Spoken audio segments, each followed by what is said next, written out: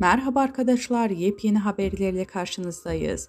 Hande Erçel sosyal medyada Türkiye'nin en çok takip edilen oyuncusu olma unvanını hala üzerinde taşıyor.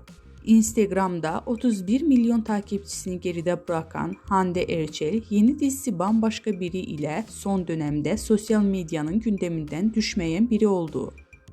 Güzelliğiyle hayranlarını mest eden oyuncu, Instagram'da paylaştığı seksi pozlarıyla da sıklıkla magazinin basınında konuşulan birisi olmayı başarıyor.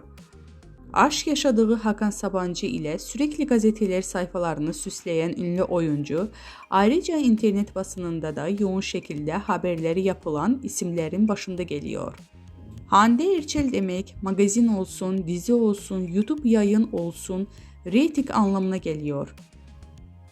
Erçel ile ilgili yapılan her haber hayranlarına çok yoğun bir şekilde ilgi gösteriyor.